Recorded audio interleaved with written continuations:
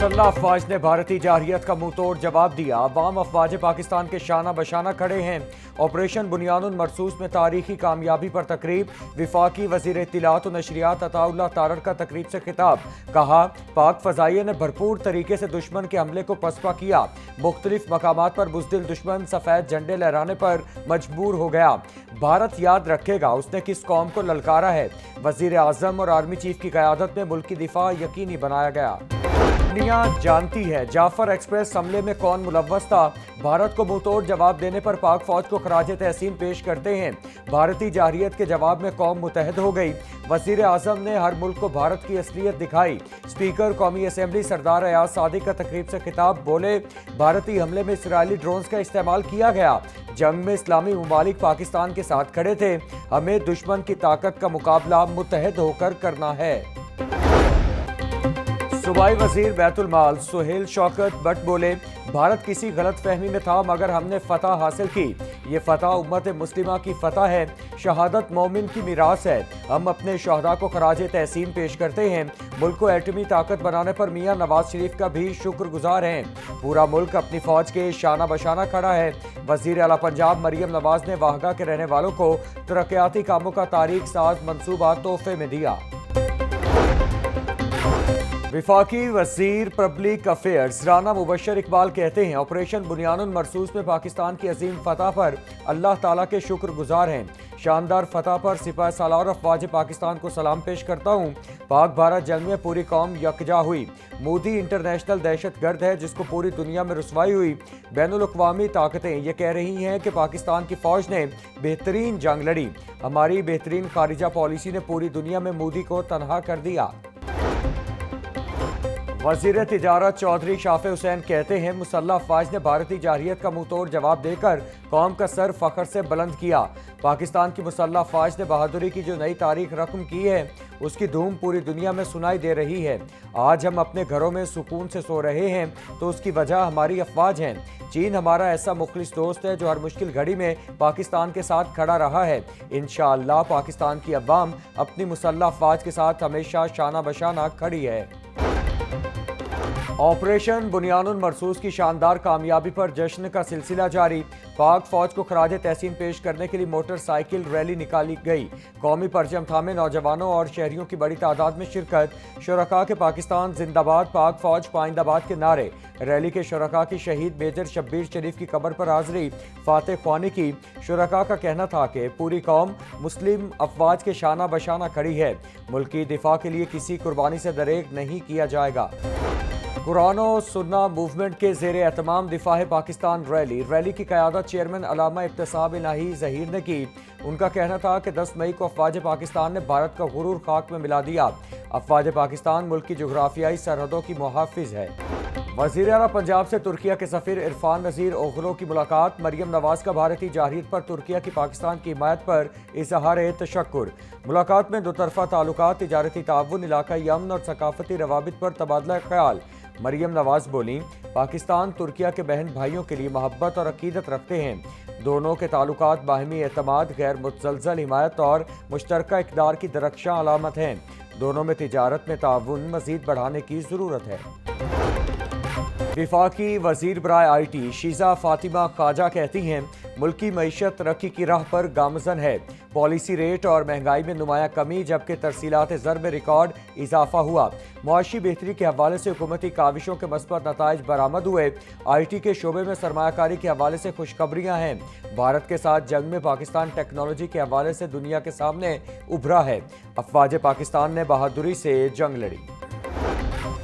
وزیر اطلاعات پنجاب عظمہ بخاری کہتی ہیں خیبر پختونخوا حکومت کا سولر پینل منصوبہ کرپشن اور کمیشن مافیا کی نظر ہو گیا۔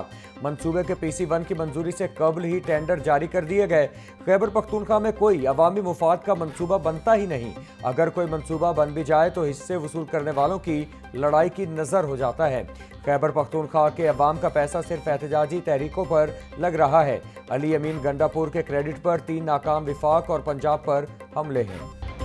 पंजाब असेंबली के 25वें इजलास के एजेंडा जारी। इजलास 19 मई बरोज पीर 2 बजे शुरू होगा।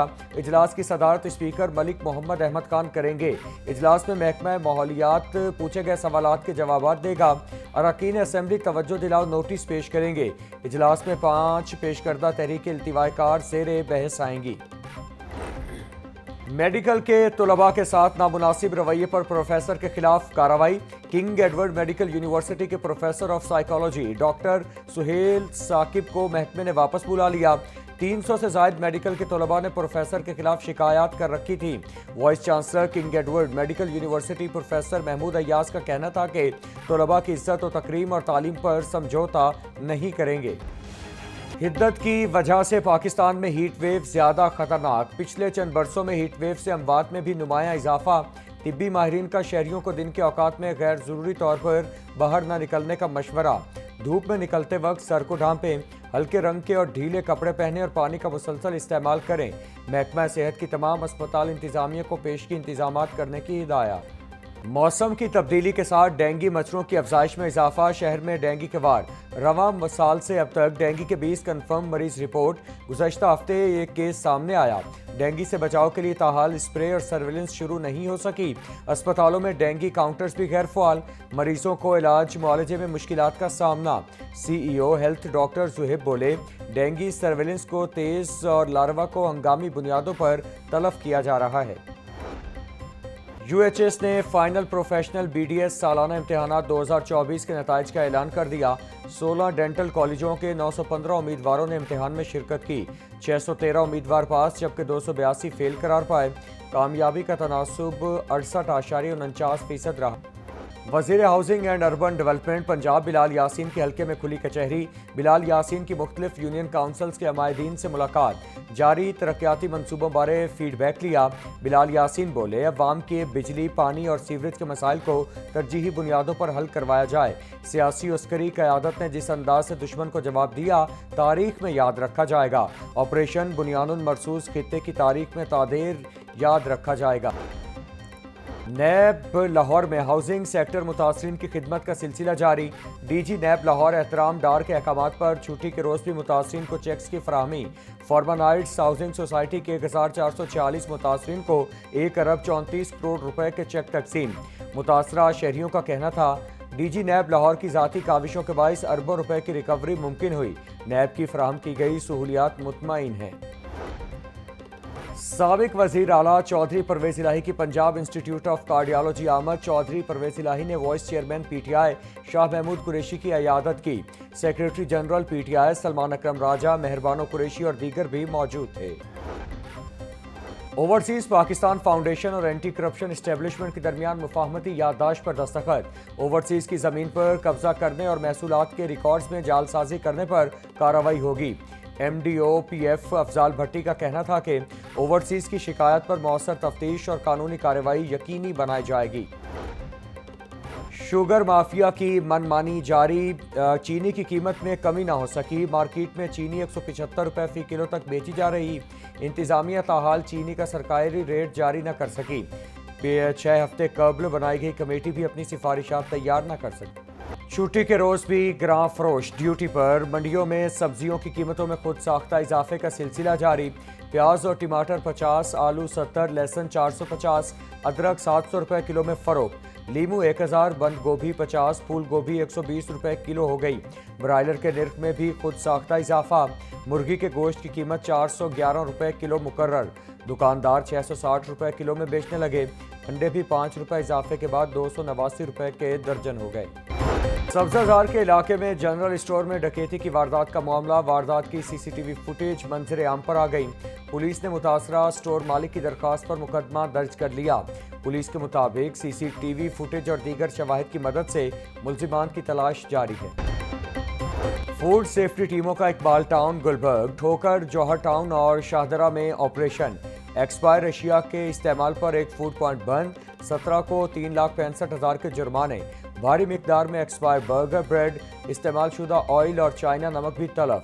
DG फूड आसिम जावेद बोले, किचन एरिया में सफाई के नाकिस इंतजामात, हशरात की भरमार पाई गई। तैयार अशिया गंदे जंगालूद बर्तनों में बगैर ढांपे रखी गई थी। خلاف قوانین خوراک کے کاروبار کی اجازت نہیں۔